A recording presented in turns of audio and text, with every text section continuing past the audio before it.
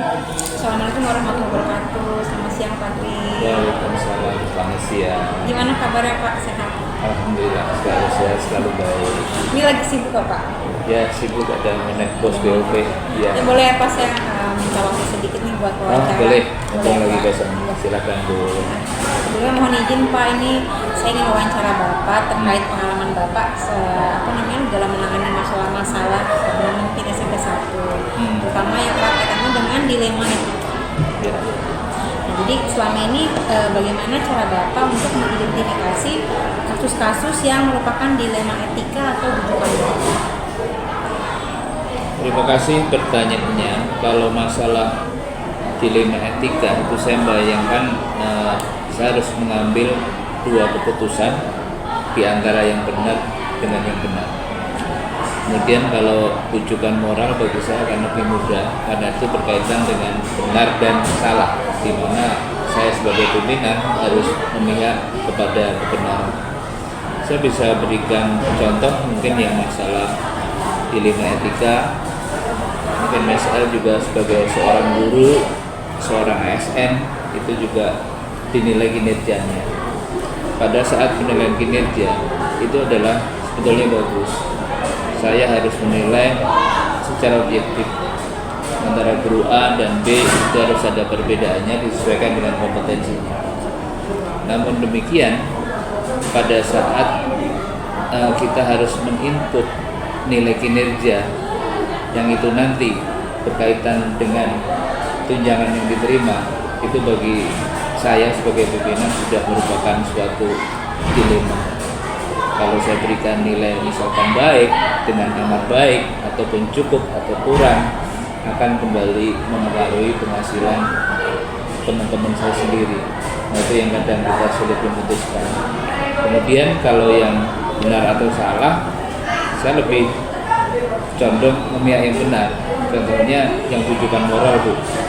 Kalau di RKAS misalkan tidak ada komponen untuk pembelian sesuatu, kemudian guru saya misalkan di Adiwiyata harus memerlukan pot untuk tanaman, sedangkan di RKAS tidak ada. Nah, dengan tegas harus saya jawab bahwa untuk tahun ini pembelian pot untuk tanaman tidak diizinkan oleh sekolah karena tidak termasuk program. Demikian. Nah, jadi selama ini untuk pengambilan keputusan sendiri nih Pak, terutama untuk kasus-kasus yang sama-sama memiliki dua kepentingan yang sama-sama benar, yang mengandung nilai-nilai kebajikan itu jadi seperti apa Pak dalam pengambilan keputusannya sendiri? Ya, kalau dalam pengambilan keputusan biasanya saya mengidentifikasi masalah tersebut. Pertama masalahnya apa, kemudian kedua yang berkepentingan terhadap masalah itu siapa saja. Kemudian dalam keputusan nanti akibatnya bagaimana? Apakah berat sebelah, apakah menguntungkan sebelah? Nah, itu yang menjadi pertimbangan saya. Akhirnya saya sebagai pimpinan tidak bisa mengambil kebijakan sendiri karena kita memiliki tim. Nah, tim itulah tempat kita berdiskusi sebelum memutuskan suatu perkara. Jadi keputusan yang kita ambil adalah keputusan bersama, bukan keputusan saya seorang diri. Demikian. Jadi untuk prosedurnya nih Pak, biasanya selama ini kan tadi Bapak sudah bilang dengan tim. Untuk pengambilan keputusan sendiri, langkah-langkah atau prosedur apa sih yang bisa Bapak lakukan sebelum mengambil keputusan? Tadi sudah saya sebutkan ya, misalkan saya menghadapi sesuatu, mungkin harus memutuskan sesuatu, kita identifikasi dulu masalahnya apa. Dengan pertama identifikasi dulu, kemudian pada saat saya susah untuk memutuskan, barulah saya mengumpulkan tim untuk bicara bersama. Itu diidentifikasi dahulu, lalu ketika memang Bapak merasa susah, baru berkumpul dengan tim Ya, manajemen betul. memutuskan masalah. Ya. Lalu selama ini yang Bapak anggap efektif nih dalam pengambilan keputusan yang terutama yang hubungannya sama kasus dilema etika itu hal apa aja sih? Kalau keputusan dalam dilema etika, tadi sudah saya berikan contoh bagaimana keputusan tersebut bisa menguntungkan kedua belah pihak. Artinya kalau saya pilih A dengan B untung. Kalau saya pilih B, A dengan B untung. Jadi sama-sama diuntungkan dan kita musyawarah mufakat untuk menentukan keputusan tersebut. Intinya untuk kepentingan bersama ya. Ya, betul. Nah, tantangannya apa nih Pak biasanya? Tantangannya kita kadang suatu saat memiliki anak buah yang tidak bisa menerima apa yang kita putuskan. Misalkan dalam memutuskan sesuatu menurut kita sebagai pimpinan itu sudah bijak dan menguntungkan semua pihak, namun yang kita ajak bicara kadang mereka memiliki pendapat sendiri yang susah untuk dipengaruhi. Itu. Nah, lalu Pak, tadi Bapak kan sudah menjelaskan nih, pertama pasti kayak prosedurnya ini kan dengan identifikasi masalah, lalu kalau memang susah itu Kolaborasi dengan tim. Nah, ada nggak sih Pak seseorang atau faktor-faktor yang selama ini mempermudah atau membantu Bapak nih dalam mengambil keputusan yang berhubungan sama dilema etika? Apakah tim itu yang mempermudah atau ada orang lain lagi atau faktor lain lagi yang Kalau faktor yang saya alami secara pribadi adalah jam terbang, Bu. Makin lama kita sebagai pimpinan itu akan lebih bijaksana untuk memutuskan suatu masalah. Demikian. Berarti lebih dari pengalaman itu Iya, the best pengalaman. teacher ya Pak? Iya, betul. Pengalaman is the best teacher.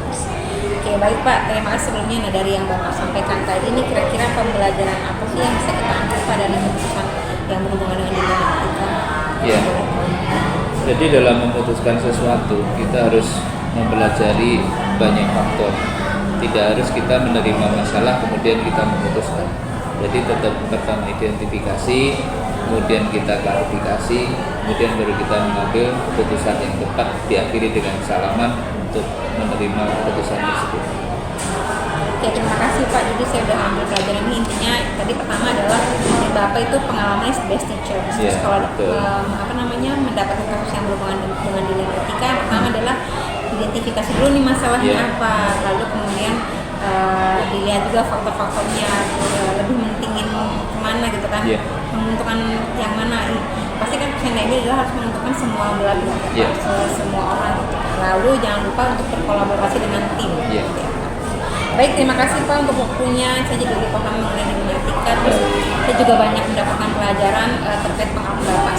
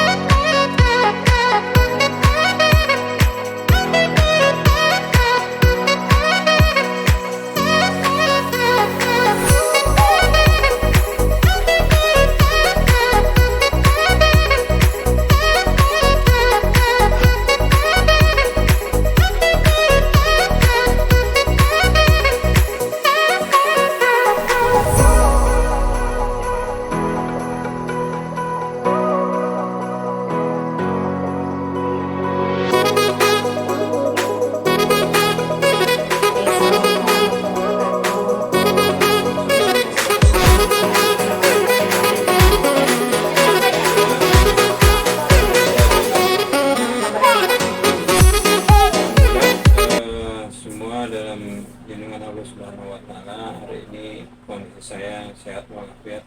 Alhamdulillah. Oke, sebelumnya saya mohon izin nih Pak, mohon waktunya sebentar. Saya akan wawancara Bapak terkait dengan pengalaman Bapak nih selaku pemimpin di sekolah, bagaimana Bapak dalam mengambil keputusan-keputusan terkait kasus-kasus yang Bapak alami di sekolah, terutama yang erat kaitannya dengan yang namanya dilema etika dan wujud moral. Bersedia ya Pak? Silakan. Boleh ya? Boleh. Baik. Nah, yang pertama saya ingin tanyakan adalah bagaimana cara Bapak dalam mengidentifikasi kasus-kasus yang merupakan dilema etika atau bujukan moral di sekolah Bapak selama ini?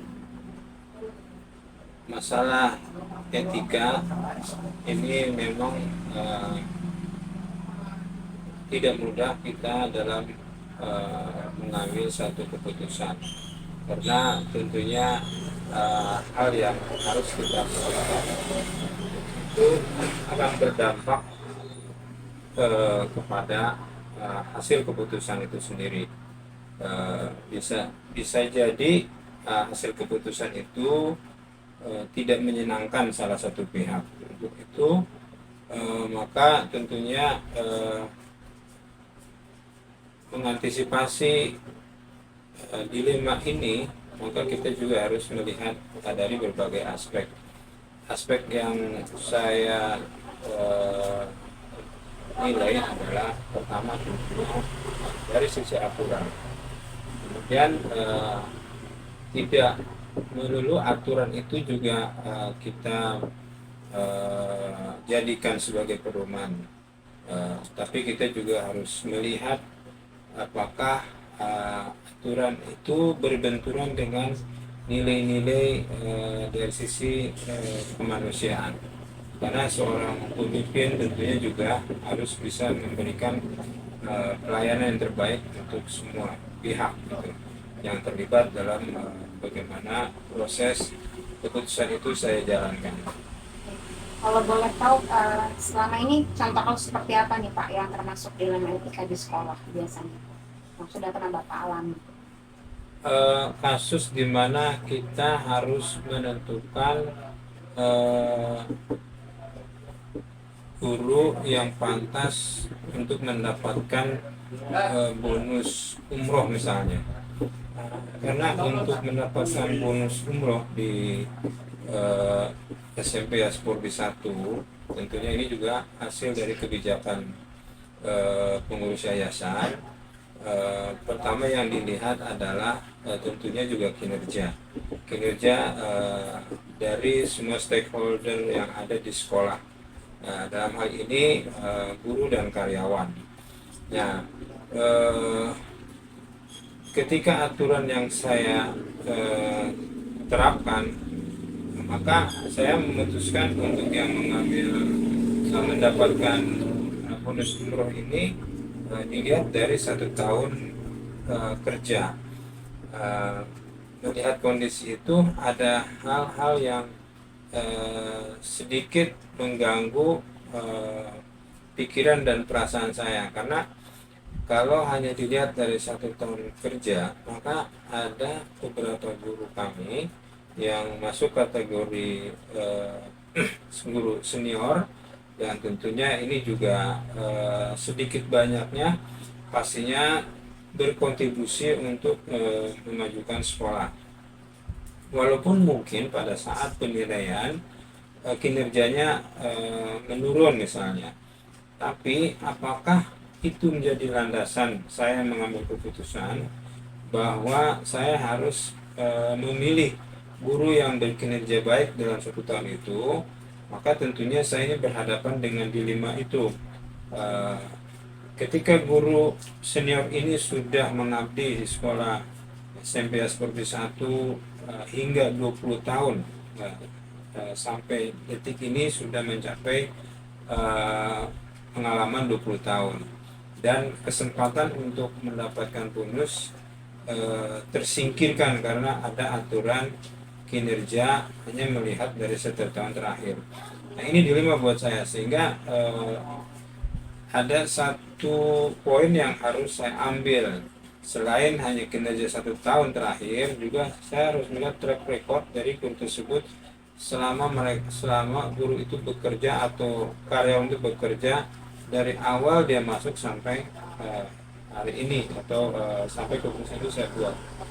Jadi itu pertimbangan saya. Jadi selain proses kinerja yang harus saya ikuti aturan tersebut, ya memang itu menjadi role dari pengurus, juga saya harus melihat juga sisi yang lain, yaitu kontribusi karyawan dan guru itu selama mereka mengabdi di sekolah. Baik Pak, itu tadi salah satu contoh kasusnya ya, bagaimana menentukan guru yang berhak mendapatkan bonus tahunan berupa umroh di sekolah gitu ya Pak. Nah, lalu bagaimana Bapak menjalankan pengambilan keputusan ini, terutama untuk kasus-kasus di mana ada 2 kepentingan yang sama-sama benar atau sama-sama mengandung nilai kebajikan? Langkah-langkah yang saya ambil atau keputusan yang saya ambil, tadi sudah saya sampaikan, ada 2 opsi yang harus saya jadikan kriteria, yaitu pertama kinerja di 1 tahun terakhir, juga kontribusi guru tersebut selama dia mengabdi di sekolah. Jadi itu 2 nilai itu yang jadi patokan saya mengambil keputusan. Baik, gitu. Nah, lalu langkah-langkah atau prosedur yang sudah Bapak biasa lakukan selama ini dalam pengambilan keputusan seperti apa? Langkah-langkahnya tentu saya harus membuat tim dalam mengambil keputusan ini. Pastinya di situ ada wakil, ada guru-guru yang kami anggap mempunyai kompeten untuk memberikan penilaian seperti itu. Jadi kami ada tim gitu untuk mengambil keputusan itu, sehingga itu bukan satu keputusan individu saya sebagai pemimpin, tapi itu keputusan kita ambil hasil musyawarah tim yang saya bentuk seperti itu. Jadi Bapak membuat tim lalu mendiskusikan sehingga nanti akhirnya adalah tercapai satu keputusan bersama gitu ya Pak. Betul sekali. Lalu hal-hal apa saja nih yang menurut Bapak efektif dalam pengambilan keputusan dalam kasus-kasus yang mengandung dilema etika? Tentunya yang efektif menurut saya pertama pastinya kita juga lihat permasalahan yang muncul gitu ya, permasalahan yang ada. Nah, dalam kasus ini juga tadi sudah saya sampaikan bagaimana mendapatkan bonus umroh. Ada juga sebetulnya kasus-kasus yang lain seperti mendapatkan bonus tahunan ya, selain umroh juga ada bonus tahunan.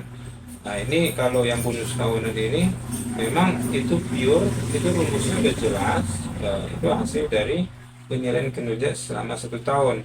Nah kalau umroh pun sebetulnya arahannya seperti itu, namun karena ini adalah satu penilaian atau satu bonus yang tentunya ini mempunyai nilai-nilai yang menurut saya ada sisi kemanusiaannya, ada sisi religinya dan lain sebagainya, tidak hanya berkutat di materi, tapi memang bonus ini bernuansa religi dan kemanusiaan, dan itu ada satu komponen tadi yang harus saya masukkan ke situ, yaitu bagaimana kontribusi karyawan guru tersebut dalam mereka bekerja di sekolah seperti itu. Nah, dalam pengambilan keputusan nih Pak, Bapak punya jadwal tertentu nggak untuk menyelesaikannya, atau Bapak cenderung menyelesaikannya langsung di tempat? Kalau misalnya Bapak memang memiliki jadwal tertentu, itu seperti apa bentuk dan prosedurnya? Tentunya kami buat desain penjadwalan ya dalam mengambil satu keputusan dalam satu konteks masalah penilaian kinerja, itu memang sudah terjadwal hasil keputusan tersebut.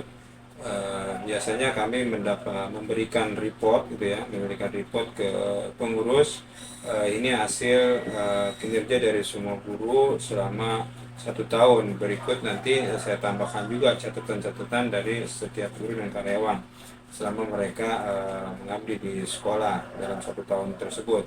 Bisa saja juga dari ada tambahan-tambahan yang memang tidak terrecord oleh sistem ya, misalnya bagaimana loyalitasnya gitu ya, kemudian bagaimana respon terhadap pimpinan ketika mendapatkan tugas dan sebagainya. Itu tambahan-tambahan nilai yang kami masukkan ke dalam penilaian seperti itu. Jadi ini kami pastinya jadwalkan hasil keputusan itu berdasarkan tim yang kami bentuk gitu. Jadi semua terjadwal. Lalu faktor-faktor apa sih yang selama ini mempermudah atau membantu Bapak dalam pengambilan keputusan, terutama untuk kasus-kasus yang tadi itu yang mengandung dilema etika?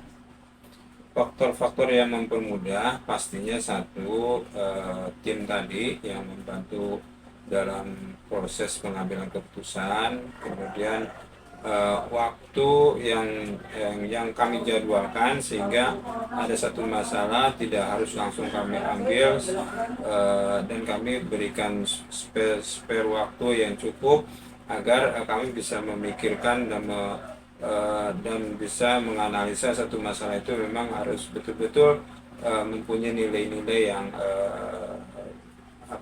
kebenaran gitu, dan nilai keadilan untuk semua pihak gitu. Dari tim tadi ya Pak yang mendukung, yang membantu Bapak dalam memudahkan pengambilan keputusan gitu ya Pak. Jadi itu memang dari tim tersebut kami mendapatkan kemudahan-kemudahan itu karena masukan-masukan yang kami ambil tentunya juga pastinya berbeda-beda dari tim tersebut, cuman kita ambil jalan tengahnya, kemudian apakah semua itu mendapatkan respon yang positif dari tim, maka kita langsung ambil keputusan tersebut. Nah, kita sudah masuk di pertanyaan terakhir nih Pak. Oke, dari tadi kan Bapak sudah menjabarkan pengalaman Bapak terkait pengambilan keputusan yang mengandung kasus pidana etika nih Pak. Kira-kira pembelajaran apa sih yang bisa Bapak ambil dari pengalaman Bapak selama ini dalam mengambil keputusan dilema etika? Pengalaman yang saya bisa dapatkan dari permasalahan untuk mengambil keputusan yang ada dalam kasus kami kaitannya dengan etika dan moral ini luar biasa. Menurut saya ini memberikan dampak yang positif buat kami selaku pimpinan, memberikan kedewasaan buat kami bahwa dalam mengambil keputusan itu pertama tidak mudah, kemudian kedua kami sangat menginginkan hasil keputusan itu diterima oleh semua pihak dan mempunyai rasa keadilan untuk semua gitu. Rasa keadilan dan tentunya juga kebenaran dari keputusan tersebut. Artinya kami tidak ingin keputusan yang kami ambil itu merugikan salah satu pihak, dan ini tentunya ini juga tidak sehat untuk sebuah organisasi yang kami pimpin. Ini akan menimbulkan gap antara anak buah dan pimpinan nantinya, sehingga itu pembelajaran yang menurut saya ini memberikan kedewasaan bagi seorang pimpinan dalam setiap pengambilan keputusan. Ini pembelajaran yang sangat berarti buat kami, dan tentunya dalam kesempatan ini juga ingin saya sampaikan bahwa aturan-aturan itu tidak harus selalu kita ikuti berdasarkan hukum yang ada, tapi kita juga harus mengikuti hati nurani, dan juga kita harus melihat dari beberapa aspek yang memberikan kenyamanan, memberikan keadilan, memberikan rasa diterima keputusan oleh semua pihak. Itu menjadikan dasar kami mengambil sebuah keputusan. Oke, baik. Baik. Terima kasih banyak nih Pak Ali, sebelumnya waktunya tadi sudah bincang-bincang banyak, saya juga banyak belajar dari Pak Ali. Terima kasih sekali lagi Pak. Selamat siang dan wassalamualaikum warahmatullahi wabarakatuh.